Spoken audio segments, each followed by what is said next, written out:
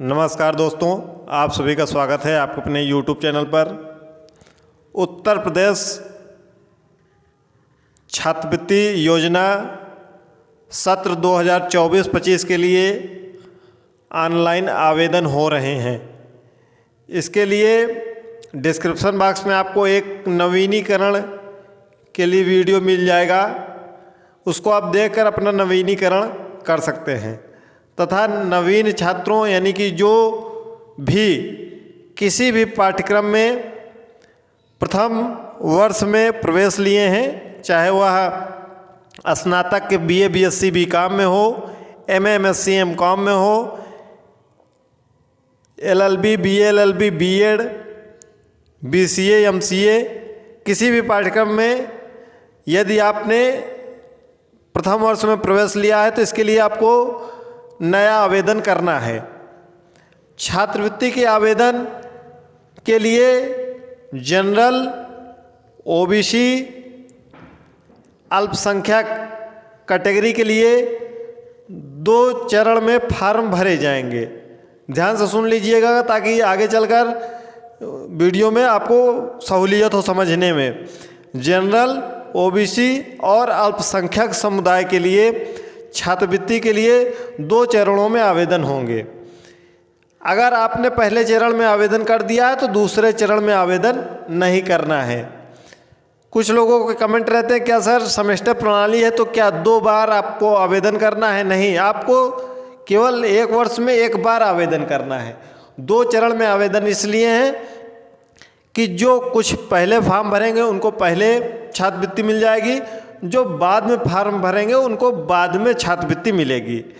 तथा SC और ST category के लिए कुल 3 चरणों में फॉर्म भरे जाएंगे।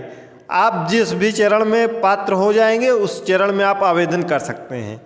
आवेदन करने की पात्रता पहले यह है कि आपकी नए वर्ष में प्रवेश हो जाना चाहिए तथा आप का रिजल्ट पिछले वर्ष का प्रतीक्षा में नहीं होना चाहिए, यानी कि आपका परीक्षा परिणाम आ जाना चाहिए। यदि आपका परीक्षा परिणाम नहीं आया है तो अपने परीक्षा परिणाम का वेट कीजिए। परीक्षा परिणाम आने के बाद ही आप आवेदन कर सकते हैं।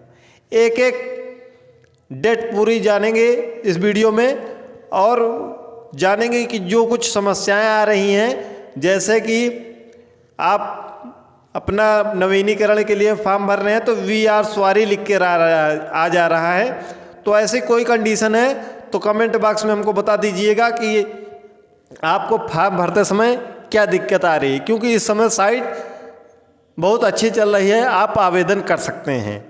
तो चलिए एक एक करके शुरू करते हैं। यह वीडियो कक्षा 11-12 और स्नातक से लेकर कोई भी पाठ्यक्रम हो, यानी कि इंटर के बाद का कोई भी पाठ्यक्रम हो, सभी पर लागू होगा। चाहे वो ITI हो, IIT हो, पॉलिटेक्निक हो, D.Pharma हो, B.Pharma हो, BA BSc BCom हो, BCA MCA, B.Ed M.Ed BTC, LLB BA LLB की, ठीक है, कोई भी पाठ्यक्रम हो इंटर के बाद का सभी पर लागू होगा और इंटर के लिए भी यह पूरी तिथियां लागू होंगी। तो चलिए एक एक करके शुरू करते हैं। जैसा कि आप देख रहे हैं कि समय सारणी है प्रथम चरण के लिए, और ध्यान दीजिएगा क्योंकि कई लोग कमेंट पूछते हैं कि सर अगर हमने प्रथम चरण में आवेदन कर दिया है क्या द्वितीय चरण में भी आवेदन करना है? तो नहीं, आपको केवल 1 बार 1 वर्ष में 1 बार केवल आपको फॉर्म भरना रहता है। सेमेस्टर प्रणाली नहीं देखी जाती है इसमें। तो प्रथम चरण का जो आवेदन होगा हर कैटेगरी के लिए प्रथम चरण के आवेदन शुरू हैं, जिसकी अंतिम तिथि ऑनलाइन आवेदन करने की 16 नवंबर है। 16 नवंबर तक प्रथम चरण के लिए आवेदन होंगे, ठीक है। प्रथम चरण के लिए आवेदन 16 नवंबर तक होंगे। उसका आप फाइनल प्रिंट आउट 18 नवंबर तक निकाल सकते हैं। और आपको वो जो फाइनल प्रिंट आउट निकालेंगे उसके साथ आप संलग्न जो लगाएंगे हाई स्कूल, इंटर या जितना भी आप पाठ्यक्रम का पीछे है उसकी फ़ोटोकॉपी, आय जात निवास, बैंक पासबुक, आधार कार्ड, यह सब लगाएंगे। उसमें सब कुछ मेंशन रहता है प्रिंट आउट में। जो प्रिंट आउट निकालते हैं सबसे लास्ट पेज में एक एक चीज़ें लिखी रहती हैं। आप उसको ले जाकर अपने स्कूल में कॉलेज में जमा करना है, जो 20 नवंबर तक करना है।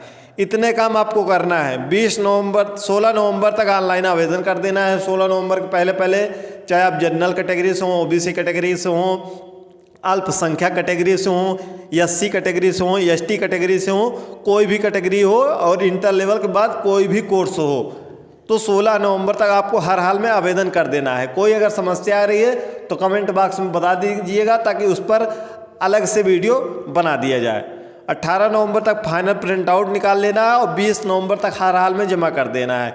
यह सब काम अगर 20 नवंबर तक कर लेते हैं तो आपकी छात्रवृत्ति 25 दिसंबर को आपके खाते में आ जाएगी। आपकी छात्रवृत्ति 25 दिसंबर तक आपके खाते में आ जाएगी। ठीक है। स्टेटस वगैरह 25 से 30 नवंबर तक शो होने लगेगा कि आपका फॉर्म फॉरवर्ड हो गया है, यानी कि सही है कि नहीं सही है, या कोई गलती है, वह सब स्टेटस में शो होगा। वह आपको समय पर बता दिया जाएगा, यानी कि 20 नवंबर के बाद आपको वीडियो के माध्यम से बता दिया जाएगा कि कहाँ क्या त्रुटियाँ हैं, किसके फॉर्म में कैसे सुधार करना है। वह सब आगे का प्रोसेस है। पहले इतना समझिए जो पहले आपको मेन प्रोसेस है। गलती मत करिएगा। नवीनीकरण के लिए वीडियो पहले से ही ऑलरेडी बन चुकी है, तो उसको देख लीजिएगा। द्वितीय चरण, अगर आप प्रथम चरण में आवेदन नहीं कर पाएंगे तो ध्यान से सुनिएगा, अगर आप प्रथम चरण में आवेदन नहीं कर पाए हैं तो 17 नवंबर से 31 दिसंबर तक आप आवेदन कर सकते हैं। हर कैटेगरी के लिए बात कर रहे हैं हम, चाहे वह जनरल हो, ओबीसी हो, एससी हो, एसटी हो, माइनॉरिटी हो, ठीक है, कोई भी कैटेगरी है। वह द्वितीय चरण उसके लिए लागू होगा जो प्रथम चरण में आवेदन नहीं करेगा। ठीक है। अगर आप 16 नवंबर के बाद आवेदन करते हैं तो आप द्वितीय चरण में आ जाएंगे, यानी कि 17 नवंबर से 31 दिसंबर तक द्वितीय चरण के लिए आवेदन होंगे। उसका फाइनल प्रिंट आउट आप 5 जनवरी तक निकाल सकते हैं और कॉलेज में हार्ड कॉपी आप 7 जनवरी तक जमा कर सकते हैं। अब ध्यान से यहाँ समझना है, त्रुटिपूर्ण आवेदन को जो सही करना है वह 29 जनवरी से 5 फरवरी तक, अगर चाहे आप प्रथम चरण में आवेदन करें चाहे द्वितीय चरण में आवेदन करें, यदि आपका प्रथम चरण में कोई गलती आ जाती है, कुछ भी गलती आ जाती है, तो वह उस समय नहीं सही होगा। स्टेटस तो आपका लगभग 20 के नवंबर के बाद जब शो होगा तो हम बता देंगे कब से शो होगा। 20 नवंबर के बाद अगर वहाँ गलती होती है आपके फॉर्म में, वह सुधार आपका जनवरी में होगा। चाहे प्रथम चरण में गलती हो चाहे द्वितीय चरण में, सबका साथ में होगा। प्रथम चरण में जिनका ऑलरेडी पूरा सही रहेगा उनका 25 दिसंबर तक छात्रवृत्ति आ जाएगी। अगर कुछ गलती होती है, मिस्टेक होता है प्रथम चरण में, तो आपका 29 जनवरी से 5 फरवरी तक आप आवेदन को सही कर सकते हैं। ठीक है। कैसे सही करना रहेगा वह आपको समय आने पर बता दिया जाएगा। चैनल पर नए हो तो यूट्यूब चैनल को सब्सक्राइब करके बेल आइकन को जरूर प्रेस कर लीजिएगा, ताकि आगे की भी नोटिफिकेशन आपको मिलती रहे। इसके बाद जो द्वितीय चरण में आवेदन करेंगे उनके छात्रवृत्ति 20 मार्च तक आपके खाते में आएगी। 20 मार्च से लेकर 31 मार्च के बीच में, 20 मार्च से 31 मार्च के बीच में आपके खाते में आएगी। तृतीय चरण के आवेदन केवल और केवल एससी और एसटी कैटेगरी के लिए लागू होगा, जो 1 जनवरी से चलकर 31 मार्च तक उसके आवेदन होंगे और उसकी छात्रवृत्ति जून के अंत में बैंक अकाउंट में आएगी। केवल एससी और एसटी के लिए तृतीय चरण के आवेदन होंगे। बाकी सभी कैटेगरी के लिए 31 दिसंबर तक ऑनलाइन होंगे, प्रथम और द्वितीय चरण को मिलाकर। कोई और डाउट होगा तो कमेंट बॉक्स में कमेंट करिएगा। चैनल पर नए हो चैनल को सब्सक्राइब करके बेल आइकन को प्रेस कर लीजिएगा।